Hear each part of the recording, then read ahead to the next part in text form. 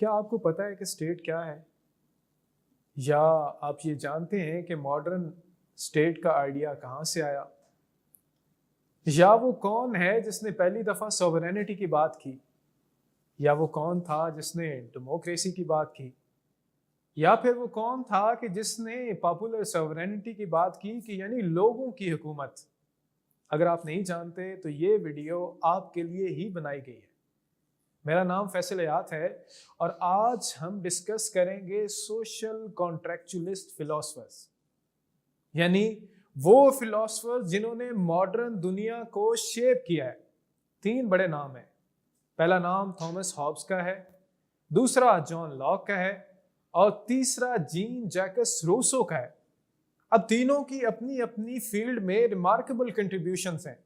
سب سے پہلے اگر ہم اس ٹائم کو دیکھتے ہیں تو ان تینوں فلاسفرز کا ٹائم 1500 سے 1750 کے درمیان ہے۔ یہ وہ ٹائم تھا جب آپ کے پاس جو رینیسانس تھی وہ پیک پہ تھی۔ رینیسانس کیا تھی؟ رینیسانس یہ تھی کہ آپ ریزن کی بنیاد پہ چیزوں کو جسٹیفائی کر رہے تھے۔ پہلے وہ جو ایک ڈیوائن رائٹ آف کنگ ہوتا تھا کہ خدا نے کنگ کو یہ اختیار دیا ہے کہ وہ لوگوں پہ حکومت کرے، لیکن سائنس آئی، اس نے کہا کہ مجھے ریزن بتاؤ کہ کس ریزن کی بنیاد پہ کنگ کے پاس یہ اختیار ہے کہ وہ لوگوں پہ حکومت کرے۔ تھامس ہاب جب آپ کے پاس آتا ہے تو اراؤنڈ 1589 میں یہ پیدا ہوتا ہے اور پہلی دفعہ ہی واز دا پرسن جس نے رینیسانس کو ریسٹوریشن کے ساتھ لنک کیا۔ تھامس ہاب جب پیدا ہوا تو اس ٹائم پہ برٹن میں ایک اسٹرگل چل رہی تھی، struggle between parliamentary forces and the divine right of king. James 2 اور اس کے جو پریڈیسیسر تھے اس ٹائم پہ، اس سے پہلے جب آپ کے پاس ٹوورڈز مونارکی آتی ہے تو وہ کیا کیے کہ انہوں نے اپنے ساتھ ڈیوائن رائٹ آف کنگ لے کے آئے، یعنی ہمارے پاس تو یہ اختیار ہے کہ ہم یہاں پہ لاز بھی بنائیں، لیجسلیشن بھی کریں، رول آف لا بھی ہماری مرضی کا ہوگا، each and everything we will decide according to our will. تو لوگوں نے ان کے خلاف ریوولٹ کر دیا، سول وار چلتی رہی وہاں پہ انگلینڈ میں۔ ایک سائڈ پہ پارلیمنٹری فورسز تھیں اور ایک سائڈ پہ کنگ کا ڈیوائن رائٹ آف کنگ تھا۔ تھامس ہابس اس ٹائم کی پیداوار ہے اور اس کی بک کا نام لیوایتھن ہے، جس کا میننگ بھی مانسٹر ہے۔ اس نے کہا کہ میں آپ کو بتاتا ہوں کہ ایک سٹیٹ کی جسٹیفیکیشن کیا ہے۔ جب بھی ہم کانٹریکچولسٹ فلاسفرز کی بات کریں گے تو ہم ان کو 3 ڈومینز میں دیکھیں گے کہ پہلی اسٹیٹ آف نیچر کیا تھی اور اس میں انسان کی ویو کیا تھا دنیا کے بارے میں، دین اس کی بیس پہ ہم نے اسٹیٹ بنائی۔ وہ کہتا ہے کہ انسان اسٹیٹ آف نیچر میں ایک سیلفش ایگوسٹک انسان تھا، اس کی لائف وہاں پہ بروٹش، ناسٹی اور کروئل تھی۔ In other words, that was state of war in which everyone was at war against everyone. لیکن اس کے ساتھ اس نے کہا کہ انسان جو ہے وہ ایک ریشنل اینیمل تھا۔ اس نے یہ ڈیسائیڈ کیا کہ میری لائف اور میری پراپرٹی 2 وہ سپریم چیزیں ہیں جن کو پرزرو کرنا چاہیے، اور اسی سلسلے میں اس نے 2 پیکٹس کیے۔ ایک پیکٹ یونینسٹ تھا جس میں اس نے سب لوگوں کے ساتھ مل کے یہ ڈیسائیڈ کیا کہ اگر میں پیس کو دیکھتا ہوں تو یہ جو اسٹیٹ آف وار کے مقابلے میں اس کی یوٹیلیٹی زیادہ ہے، تو اس نے یہ چوز کیا کہ میں اسٹیٹ آف وار کو چھوڑتا ہوں اور اسٹیٹ آف پیس میں چلا جاتا ہوں۔ سو ایز اے ریزلٹ کیا ہوا کہ اس نے ایک اسٹیٹ بنائی۔ اب اس اسٹیٹ کی اگر ہم بات کرتے ہیں تو اسٹیٹ کی نیچر ہمیں ایک ریفلیکشن دکھائی دیتی ہے اس کی اسٹیٹ آف وار کی۔ اب وہاں پہ everyone was at war against everyone, تو اس نے کہا کہ جو آپ کے پاس مونارک ہوگا یا جو سوورن ہوگا وہ ایبسلیوٹسٹ ہوگا۔ ایبسلیوٹسٹ کیا ہوتا ہے کہ جو لا ہوتی ہے مونارک کی، وہ کمانڈ ہوتی ہے اس کی، اس کو چیلنج نہیں کیا جا سکتا۔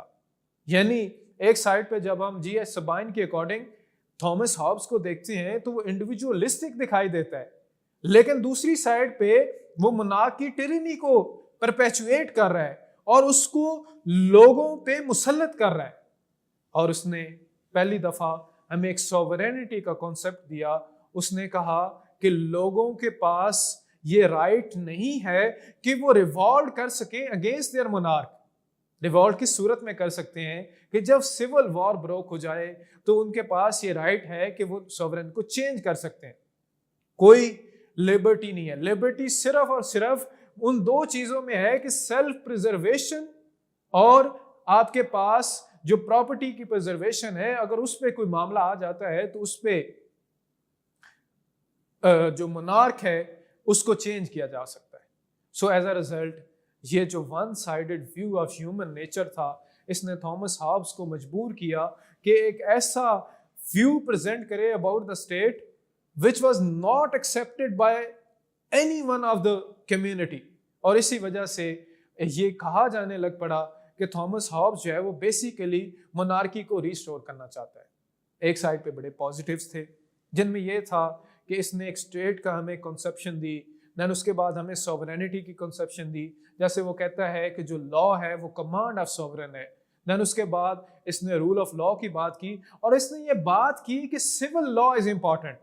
सिविल लॉ क्या होता है कि मैन मेड लॉज। उससे पहले क्या था कि आपके पास डिवाइन लॉज की बात की जाती थी, चर्च की मोनोपोली की बात की जाती थी। ही वाज द फर्स्ट पर्सन जिसने आफ्टर मैकियावेली सेकुलरिज्म को इंट्रोड्यूस करवाया यहाँ पे। सो एज अ रिजल्ट क्या हुआ कि स्टेट जो एक डिवाइन एंटिटी थी वो आपके पास एक रियल एंटिटी के तौर पे सामने आती है। सो काफी ज्यादा इसमें ड्रॉबैक भी थे, काफी ज्यादा क्रिटिसिज्म भी था। जैसे इसको एब्सोल्यूटिस्ट भी कहा जाता है, इसको कलेक्टिविस्ट भी कहा जाता है, इसको पेसिमिस्ट भी कहा जाता है due to his own background. और this was the result of those miserable years in which he lived. Those were of civil wars. So that was about Thomas Hobbes. इसके बाद आपके पास जो अगला मेजर फिलोसफर आता है वो जॉन लॉक है। John Locke was product of those years in which glorious revolution took place. यानी ग्लोरियस रेवोल्यूशन के वो बाद आया। अब ग्लोरियस रेवोल्यूशन ये थी कि उसको ब्लड रेस्ट रेवोल्यूशन कहा जाता है कि यानी जेम्स टू ने बाय हिज ओन विल वहां पे उसने अपनी पावर्स को पार्लियामेंट को ट्रांसफर कर दिया और बिल ऑफ राइट आया, फिर आपके पास एक्ट ऑफ सेटलमेंट आया जहां पे रूल ऑफ लॉ एस्टेब्लिश हुआ, उसके बाद पार्लियामेंट की सुप्रीमेसी वहां पे एस्टेब्लिश हुई। तो जॉन लॉक इस एनवायरनमेंट में आया। वो अपनी स्टेट ऑफ नेचर को कुछ इस तरह बयान करता है। वो कहता है कि इंसान थॉमस हॉब्स की तरह एट वॉर नहीं था। इंसान बेसिकली एक ऑप्टिमिस्टिक क्रिएचर था। वहां पे नेचुरल लॉ जो थे वो इंसानों की लाइफ को रेगुलेट कर रहे थे। वो state of nature pre political थी, प्री सोशल नहीं थी, लेकिन वहां पे कुछ कमियां थी। फॉर एग्जाम्पल नेचुरल लॉ था तो उस पर आर्बिट्रेट करने वाला कोई नहीं था, उसके बाद उसको एग्जीक्यूट करने वाला कोई नहीं था, और उसको फार्मुलेट करने वाला कोई नहीं था। यानी आज के दौर में लेजिस्लेचर, एग्जेक्टिव और जो जुडिशरी का कॉन्सेप्ट है वो वहां पे मौजूद नहीं था। सो मैन ने क्या किया कि उसने ये डिसाइड किया कि मैं स्टेट ऑफ नेचर को छोड़ता हूं और एक गवर्नमेंट बनाता हूं।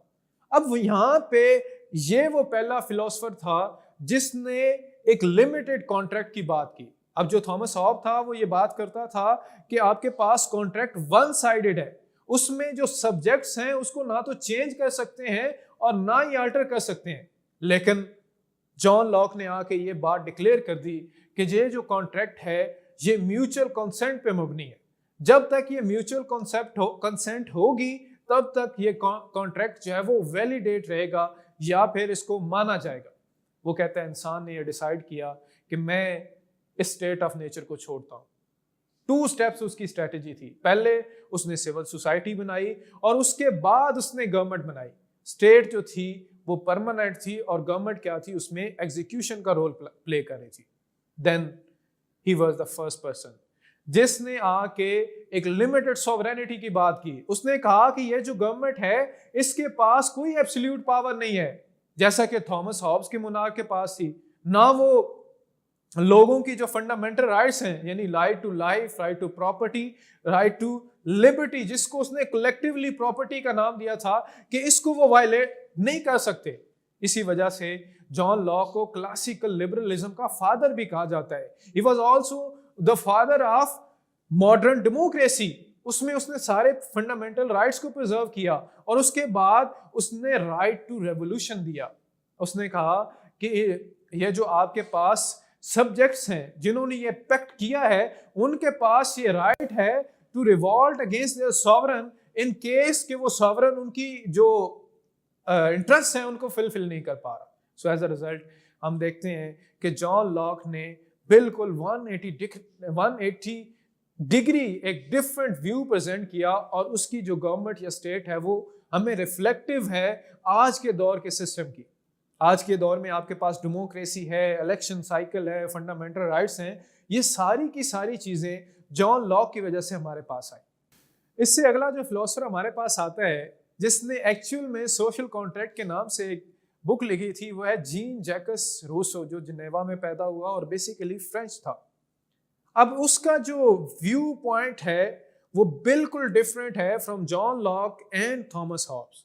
अब जॉन लॉक को एक मॉडरेट फिलोसफर कहा जाता है, उसने एक मिड वे निकाला, लेकिन अकॉर्डिंग टू G.H. सबाइन जो आपके पास जीन जैकस रूसो की फिलॉसफी है, that is totalitarian in nature, and he was the person who was the reason behind the rise of fascism. उसी को हम देखते हैं और डिस्कस करते हैं। सबसे पहले अगर हम ह्यूमन नेचर की बात करते हैं तो वो उसमें ये बताता है अपने सोशल कॉन्ट्रैक्ट में कि इंसान ना तो इतना पेसिमिस्ट था और ना इतना ऑप्टिमिस्टिक था। इंसान एक नोबल स्वेज था कि क्या हुआ कि वो स्टेट ऑफ नेचर में पीस पे था, नेचुरल लॉज जो थे उसको रेगुलेट कर रहे थे और उसकी लाइफ बड़ी अच्छी थी वहां पे। लेकिन क्या हुआ कि जैसे ही इंस्टीट्यूशंस बने, जैसे ही आपके पास मैन ने प्रोग्रेस की, जैसे ही प्रॉपर्टी का कॉन्सेप्ट आया, तो क्या हुआ आपके पास कि वो जो इनइक्वालिटी क्रिएट हुई, एज अ रिजल्ट उसने स्टेट ऑफ वॉर क्रिएट कर दी। जैसे उसने अपनी एक बुक लिखी थी origin, discourse on the origin of inequality, उसमें ये बताता है कि जब इंसान एक जमीन के टुकड़े पे खड़ा हुआ और उसने कहा कि ये जमीन मेरी है, उस टाइप पे आपके पास स्टेट ऑफ वॉर स्टार्ट हो जाती है। इस एज अ रिजल्ट क्या हुआ कि इंसानों ने ये डिसाइड किया, we have to leave this state of war and we have to build और फॉर्मुलेट अ स्टेट ऑफ, ऐसी स्टेट हमने बिल्ड करनी है कि जहां पे पीस हो, इक्वेलिटी हो, and all the fruits of state of nature हम इसमें एंजॉय कर सके। उसने कहा कि इंसानों ने ये डिसाइड किया कि हम एक ऐसा कॉन्सेप्ट लेके आते हैं जिसमें हम अपनी राइट्स, अपनी सॉवरेनिटी को सरेंडर तो करें लेकिन हम उसका पार्ट भी हों। जैसे उसने कहा कि मैं आपको पॉपुलर सॉवरेनिटी का आइडिया देता हूं। वो क्या था?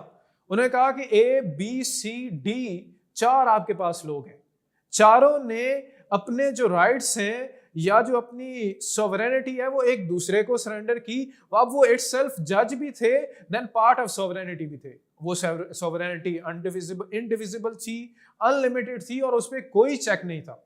बेसिकली रूसो के माइंड में उस टाइम पे डायरेक्ट डेमोक्रेसी का एक आइडिया था। उसने कहा कि ये जो जॉन लॉक ने आइडिया दिया था, इसकी वजह से जो उस टाइम पे हाउस ऑफ कॉमन्स में लोग जा रहे थे, इलेक्ट होके जा रहे थे, वो तो बेसिकली अपने इंटरेस्ट को फर्दर कर रहे थे, वहां पे लोगों की तो बात ही नहीं हो रही थी। सो एज अ रिजल्ट उसने कहा कि ये जो रिप्रेजेंटेटिव फॉर्म ऑफ डेमोक्रेसी है ये एक फार्स है, इसको हम नहीं लेके चल सकते। उसको चलाने के लिए उसने पॉपुलर सॉवरेनिटी का आइडिया दिया। उसके बाद उसने एक फेमस आइडिया दिया, दैट वाज जर्नल विल। उसने कहा कि इंसान की 2 विल होती हैं, एक आपके पास एक्चुअल विल होती है और एक आपके पास रियल विल होती है। एक्चुअल विल इररेशनल विल होती है, that is motivated by your selfish interest, लेकिन जो रियल विल होती है that is motivated by the true spirit of society, लोगों की नीड्स को। वो सारी मिलके आपके पास जनरल विल बनती है और जनरल विल आपके पास एक पॉपुलर सॉवरेनिटी लेके आती है। और पॉपुलर सॉवरेनिटी यानी सारे लोगों की हुकूमत। इसी चीज को हमें फ्रेंच रेवोल्यूशन में देखने को मिलती है और यही चीज हमें जो डिक्लेरेशन ऑफ इंडिपेंडेंस है अमेरिका में उसमें देखने को मिलती है। उसने कहा कि जो लेजिस्लेचर होगा, एग्जेक्टिव होगा, जुडिशरी होगा, वो रिप्रेजेंटेटिव होगा जनरल विल का। जनरल विल या जो लोगों की एक हुकूमत है, जब वो ये डिसाइड करेंगे कि हमने इसको चेंज करना है तो वो इसको चेंज कर देंगे। लेकिन जब हम देखते हैं उसकी फिलॉसफी में तो ये एक फंडामेंटल लूप होल है। सबसे पहले तो हम जनरल विल को डिटरमाइन ही नहीं कर सकते, ना हमारे पास वो साइंटिफिक मेथड है। Basically he was a philosopher of romanticism. उसने कहा था कि ये जो डेवलपमेंट हुई है, ये जो एडवांसमेंट हुई है, ये जो साइंटिफिक रेवोल्यूशन है, इसने इंसान को बैकवर्ड धकेल दिया है। सो वो ये चाह रहा था कि इंसान को दोबारा इमोशन रीजन की तरफ लेके आया जाए। सो एज अ रिजल्ट उसने लोगों की हुकूमत दे दी। जब लोगों की हुकूमत दे दी उसको, तो उस पर कोई चेक नहीं रखा। अब ये क्या था, टेरनी ऑफ मेजोरिटी। उसमें जो माइनॉरिटी थी वो तो कहीं दब के रह गई थी। ये सारी बातें एक साइड पे जीन जैकस रूसो को एक ग्रेटर पोजीशन पे एग्जॉल्ट तो करती हैं, लेकिन दूसरी साइड पे टेरेंट बना देती हैं। आप चाइना में देख लें, उसके बाद आप रशिया में देख लें, या किसी और मुल्क में देख लें जहां पे मेजॉरिटी माइनॉरिटी पे रूल कर रही है, तो उस पर कोई चेक नहीं है। तो ये सारा जीन जैकस रूसो की फिलॉसफी की वजह से है। लेकिन जीन जैकस रूसो ने हर पॉलिटिकल थॉट का जो एस्पेक्ट है या फॉलोअर है उनको इंस्पायर किया है। फॉर एग्जांपल इसमें हमें मार्क्सिज्म भी दिखाई देता है कि जब वो प्रॉपर्टी की बात करता है, इसमें हमें सोशलिज्म भी दिखाई देता है, इसमें हमें डेमोक्रेसी भी दिखाई देती है, इसमें हमें टोटलिटेरियन फॉर्म ऑफ गवर्नमेंट भी दिखाई देती है। तो इस तरह जीन जैकस रूसो ने अपना एक पॉलिटिकल फिलॉसफी का आइडिया पेश किया जो आज भी डिफरेंट कंट्रीज में फॉलो किया जाता है। अब अगर हम कलेक्टिवली इसको कंपेयर करते हैं, सबसे पहले स्टेट का जो आइडिया है, स्टेट के बारे में थॉमस हॉब्स ने उस टाइम पे कोई बात नहीं की, लेकिन जॉन लॉक ने स्टेट और गवर्नमेंट में एक डिफरेंस क्रिएट किया। देन उसके बाद जो जीन जैकस रूसो है, उसने स्टेट जो है उसको इक्वेट किया विद पॉपुलर सॉवरेनिटी। देन अगर हम थॉमस हॉब्स की सॉवरेनिटी को देखते हैं, तो वो सॉवरेनिटी सारी की सारी मुनार्क के पास थी, यानी जो लोग थे, यानी उसमें इंडिविजुअलिज्म हमें दिखाई नहीं देता। लेकिन जो जॉन लॉक था उसमें हमें लिमिटेड सॉवरेनिटी दिखाई देती है, यानी आज सॉवरेनिटी आपके पास जो गवर्नमेंट है उसके पास, यानी रेगुलेटरी फॉर्म ऑफ गवर्नमेंट हमें वो बताता है कि रेगुलेशन की हद तक तो उसके पास है, लेकिन आपके पास जो अल्टीमेट सॉवरेनिटी के कैरियर है वो आपके पास इंडिविजुअल है। लेकिन दूसरी साइड पे जो जीन जैकस रूसो है, वो सारी की सारी सॉवरन पावर उन लोगों को दे देता है जो वहां पे पार्ट होते हैं। इसी तरह जो थॉमस हॉब्स है, वहां पे कोई लिबर्टी का कॉन्सेप्ट नहीं है, लेकिन यहाँ पे जो जॉन लॉक है वो लिबर्टी को अटमोस्ट प्रेफरेंस देता है। देन उसके बाद जो जीन जैकस रूसो है वो कहता है कि जब आप खुद ही सॉवरेनिटी या सॉवरन पावर का पार्ट हो तो आपको लिबर्टी की क्या जरूरत है। देन उसके बाद यहाँ पे जो इंसान का, उसने एक पेसिमिस्टिक व्यू लिया है थॉमस हॉब्स ने, जॉन लॉक ने एक ऑप्टिमिस्टिक व्यू लिया है, जबकि जो जीन जैकस रूसो था उसने जिम्मेदार ठहराया है टेक्नोलॉजिकल रेवोल्यूशन और इंसान की प्रोग्रेस को मैन के करप्ट होने का। So this was all about the social contractualist philosophers, कि किस तरह उन्होंने स्टेट ऑफ नेचर की बात की, किस तरह जॉन लॉक ने लेजिस्लेचर, एग्जेक्टिव और जुडिशरी को अलहदा करने की बात की, और किस तरह उन्होंने मॉडर्न दुनिया के पॉलिटिकल सिस्टम को शेप किया और डेमोक्रेसी को हमारे तक पहुंचाने में एक अहम किरदार अदा किया। So this was all about today's episode. In the upcoming episode we will discuss about the next philosophers, कि उन्होंने किस तरह अपनी कंट्रीब्यूशन दी इन पॉलिटिकल फिलॉसफी और किस तरह डेमोक्रेसी या स्टेट के कॉन्सेप्ट को रीशेप किया। Thank you very much.